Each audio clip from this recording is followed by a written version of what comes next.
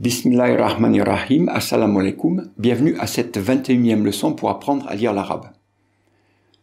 Nous allons continuer avec le sujet des pauses et des arrêts qu'on avait commencé à la leçon précédente.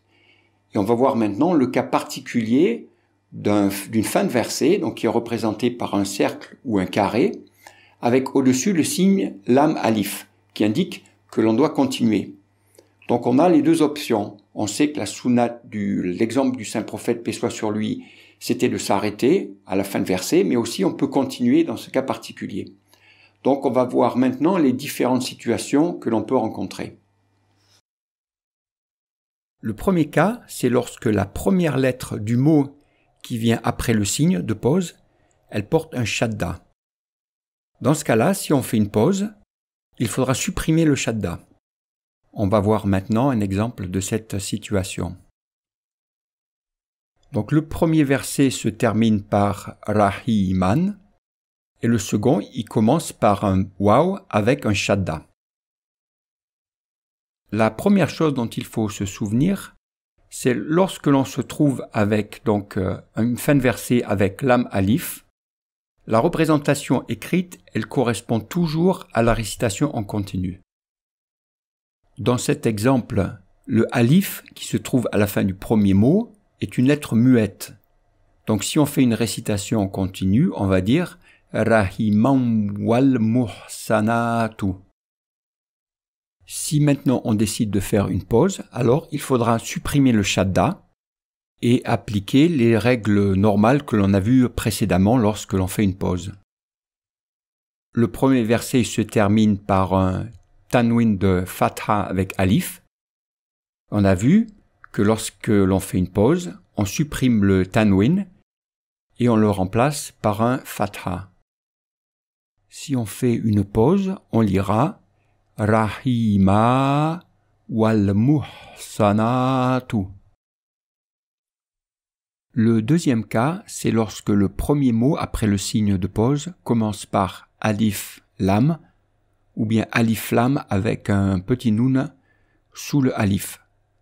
Dans ce cas-là, si on fait une pause, le alif va prendre un fatha et le petit noun va disparaître. Dans cet exemple, le deuxième verset, il commence par alif et lam. Donc si on fait une récitation en continu, sans pause, wasl, on peut voir que alif lam, ce sont des lettres muettes. Et donc dans ce cas-là, la récitation, elle va donner Rabbil alamin ar-rahmanir rahim. Si on fait une pause, waqf, donc la règle lorsque le deuxième verset commence par alif lam, c'est de mettre un fatha sur le alif.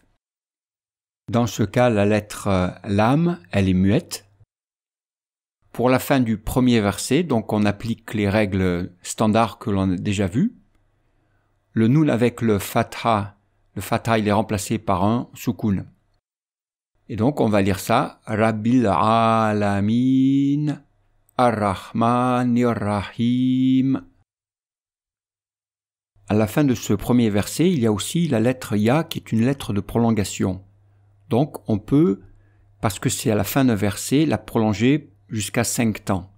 On pourrait lire Rabbil alamin. C'est possible parce que dans cette situation, le ya, c'est une lettre de prolongation dans le cas où on fait une pause ou dans le cas où on fait la récitation en continu. Le deuxième exemple que nous allons voir maintenant, c'est pour un verset qui va commencer par alif lam, mais avec aussi un nun koutni avec un kasra.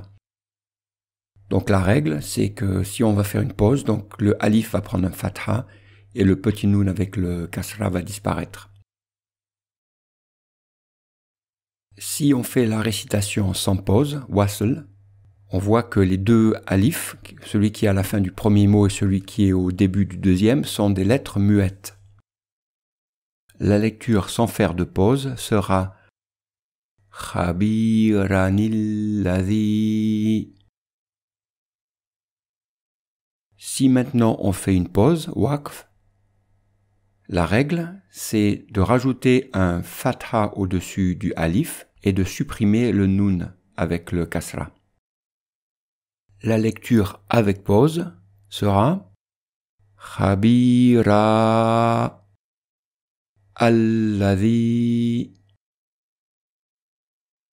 Contrairement au cas précédent, pour la fin du premier mot, on ne peut pas faire une prolongation avec un grand mat de 5 temps, parce que le alif, ce n'est pas une lettre de prolongation dans le cas où on ne fait pas la pause. C'est un cas un peu académique parce que cela ne change rien à la signification du verset, mais c'est une règle qui est utilisée et donc intéressante à connaître.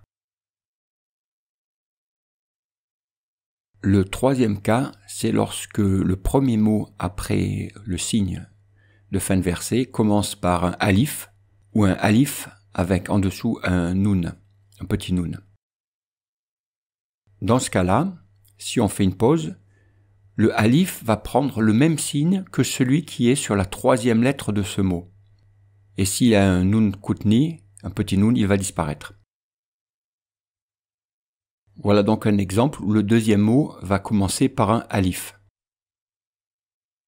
Si on fait une récitation en continu, le ya à la fin du premier verset et le alif au début du deuxième sont des lettres muettes. On lira Haruna achish dud bihi azri. Si on fait une pause, on a vu que le alif, il devait prendre la même voyelle que la troisième lettre du mot. Donc ce mot, il commence par alif, shin et dal.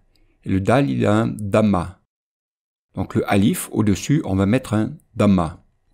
Et on lira Haruna achi ushdud bihi azri.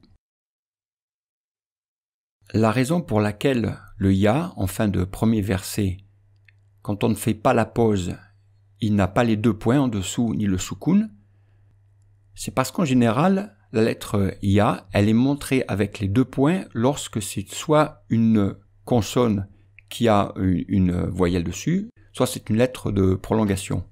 Si c'est une lettre muette, elle est présentée sans les 2 points. Et dans ce cas, ce ya, si on ne fait pas la pause, c'est une lettre muette. Et donc elle est présentée comme telle. Lorsque le Coran a été révélé au prophète, paix soit sur lui, il n'y avait pas les 2 points, il n'y avait pas les soukouns. Tous ces signes ont été rajoutés bien après pour faciliter la récitation du Saint-Coran. Dans cet autre exemple, le deuxième verset, il commence avec un alif, avec en dessous un petit nun avec un kasra. Si on fait la récitation en continu, le alif à la fin du premier verset et le alif au début du second, ce sont des lettres muettes. Et on va lire Illa nufuran istikbaran. Maintenant, si on fait une pause, le nun avec le kasra, il disparaît. Et la troisième lettre, c'est la lettre ta et elle a un kasra. Et donc le alif, il va lui aussi prendre un kasra. Si on fait la récitation avec une pause, on va lire Illa nufura istikbaran. Avec ces 21 leçons, nous avons vu l'essentiel des règles de récitation. Mais ce n'est qu'en les pratiquant et avec le temps que vous allez pouvoir les maîtriser. Si je peux me permettre une suggestion, c'est de trouver par exemple sur l'internet un réciteur du Coran qui est ni trop rapide ni trop lent et qui vous permettra de bien distinguer la prononciation de chaque lettre et aussi des différentes règles de récitation, les prolongations, nasillements, etc. Écoutez chaque verset et répétez-le. Commencez même par les 10 derniers chapitres parce que les versets sont assez courts et vous y retrouverez aussi toutes les règles de récitation. Essayez en même temps de mémoriser ces 10 derniers chapitres, vous verrez que c'est beaucoup plus simple que cela paraît. Et sur ce, je vous dis assalamu alaikum wa rahmatullahi wa barakatuh.